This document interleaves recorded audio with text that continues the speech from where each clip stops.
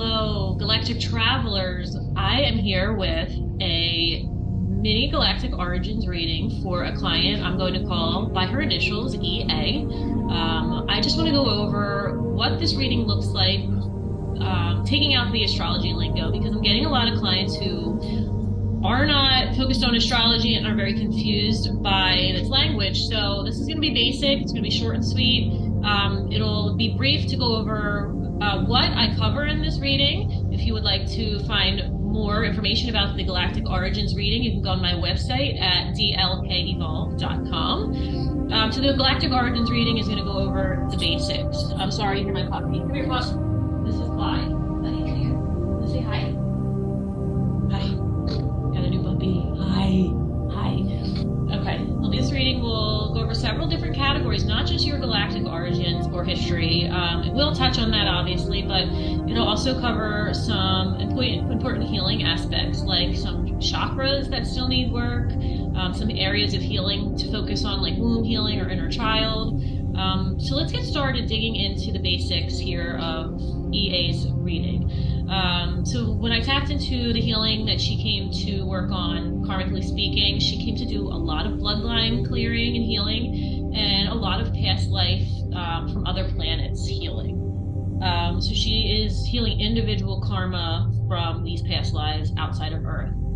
Some other things she's working on still based around this lifetime is religious programming from her ancestors and her bloodline, and some womb healing and sacral healing.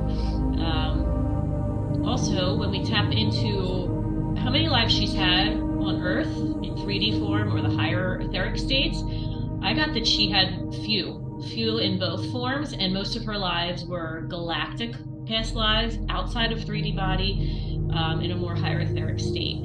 She did have a significant connection to Atlantis and her Palladian starseed lifetime or lifetimes, specifically with some karmic involvement with her placement to Saturn, and some important connections that really resonated with her and brought tears of joy due to this connection that she has felt her whole life and did not want to speak about it because she just thought it would sound crazy.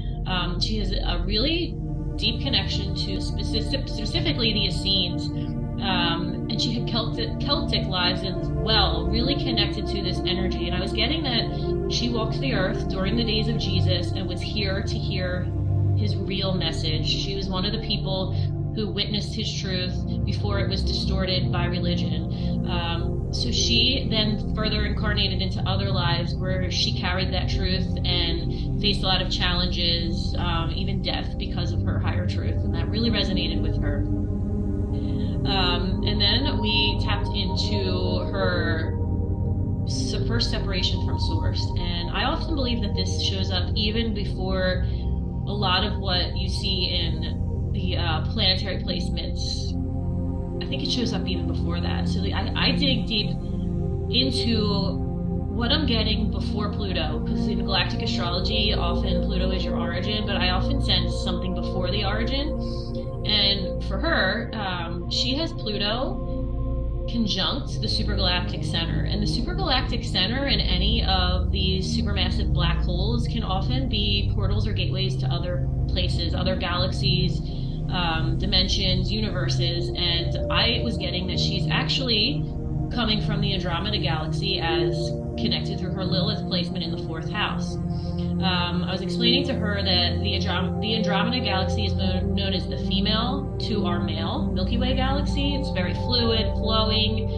In some of the channeled texts and in some of the clients I've spoken with who can verify this feeling, and they've had dreams, and I've had dreams also of this, where it's like you're walking on a sidewalk that's changing and an environment around you that's changing, and like animals are morphing in front of your face, and it's not stable and solid like what we know here on Earth. So she's coming in with this really feminine, fluid, unified energy.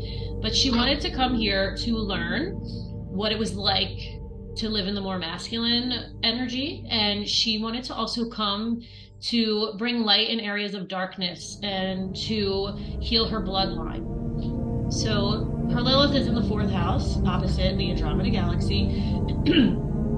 And a lot of what she's facing in her life with her family and her ancestors is opposed to how she believes. So she really had to learn to ground into her own energy and who she was before she could successfully integrate this Andromeda energy into her life.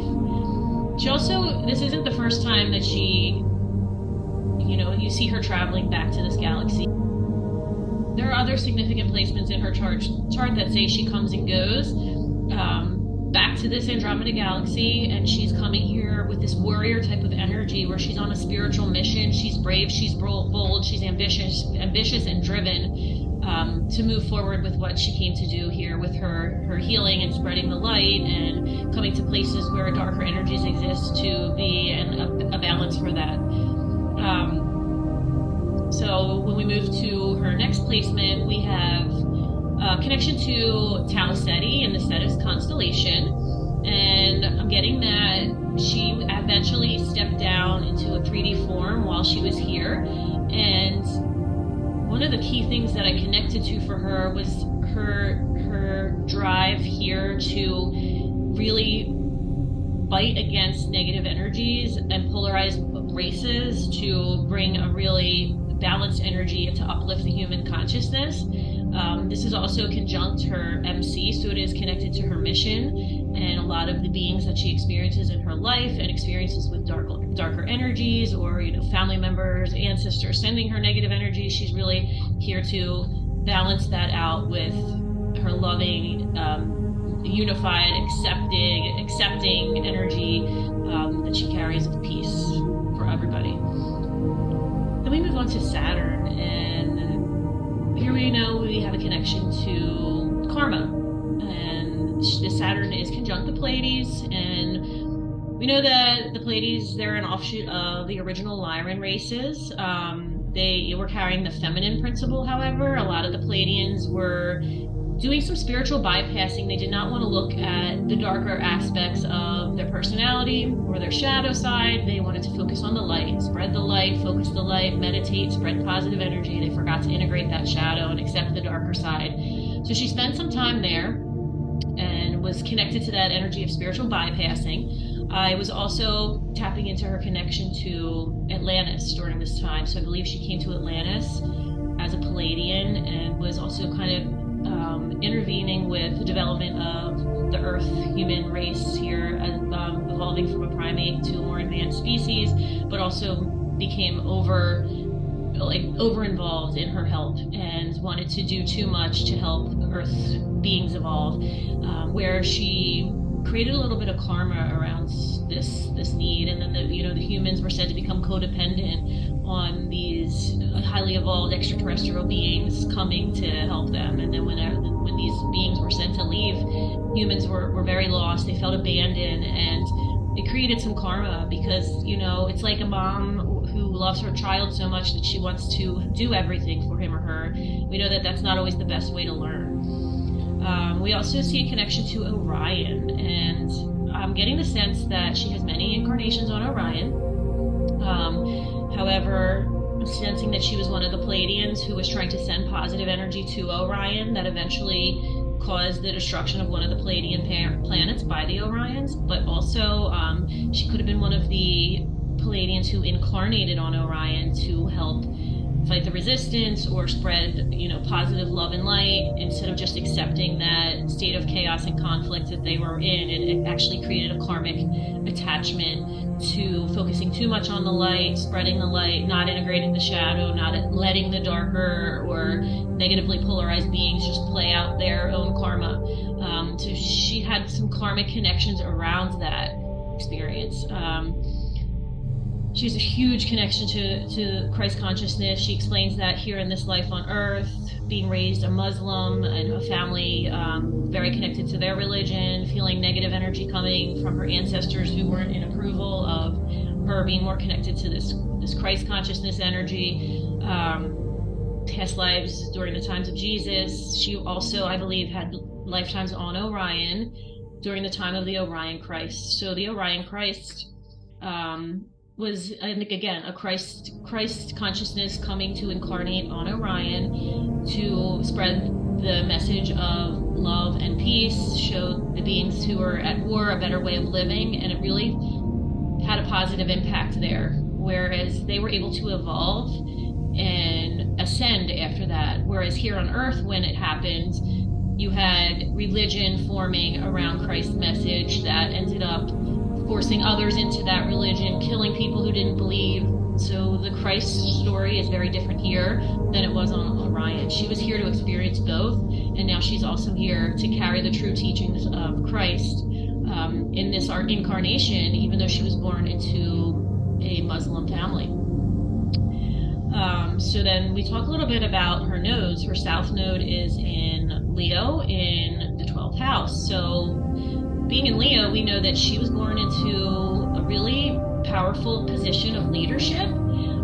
She may have been, had a special status or worshipped by others in some way, but it became confining because with her North Node in Aquarius, she wants to break free. Her soul wants to evolve in the way it wants to and not be held back by having to shine the light for others. She wants to help humanity, but in her own way. And with the South Node in the 12th house, we know that this is the house of escape, isolation. We could be talking about hidden knowledge, which I do believe she had, but I really think she was spiritually isolated and perhaps escaped through some of these past life stories that she was, living through as the spiritual leader. And now in the 6th house, she wants to get back to everyday life, be in touch with other humans, find ways to help people in practical ways through these spiritual practices, and be more in touch with her body, her workout routine, taking care of herself. The planetary ruler of her south node is the sun in the 7th house of Aquarius. So the 7th house, in this sense, I'm getting it's a relationship with an institution, a religious confine that was really holding her back from who she wanted to be.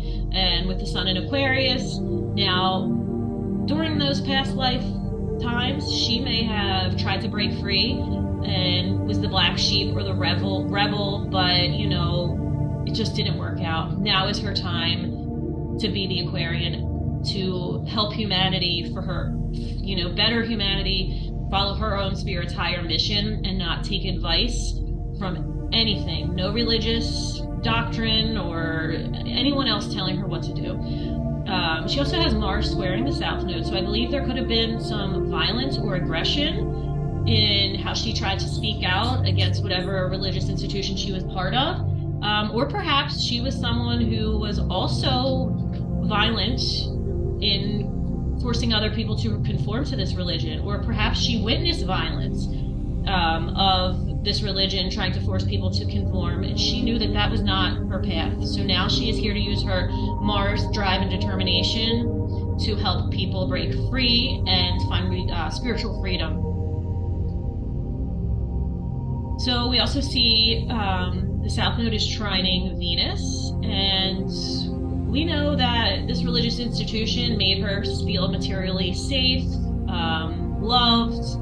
It was right for her then, it was helpful for her then, but it isn't now. So now she's going to use that Venus, the North Node sextiling Venus, to help her pursue what she loves and what she's passionate about, and find her self-worth through this vision that is her own and not anybody else's, not attached to any religious structure or religious institution. She also had a trine to Neptune, South Node trining Neptune, and we know that in her past life with this trine, her spiritual views, they helped her then, but perhaps it was too much of an escapist reality, where she wasn't really focused here in the now, in the present moment, and she was more focused on escaping through those higher spiritual beliefs. Now she's here as a free thinker, and she's here to focus in on reality and use that spiritual energy in different ways. So that pretty much sums up the basics of this reading. You can see how I incorporated the nodes into the story. The nodes can sometimes tell the exact story that comes into the galactic connections, or it's something a little bit different but related. You can see how the healing that is needed comes in and shows, like she reports liking to help others depend on her. She wishes to break free from that. You get that Palladian connection. she's had some experiences with darker energies, and she's trying to stay in the positive, but she feels attacked, and you see that whole connection from Orion, in which she was trying to spread the light, but was being attacked by these like darker forces at play. So that was a quick mini reading. To find out more again, dlkevolve.com. Bye-bye.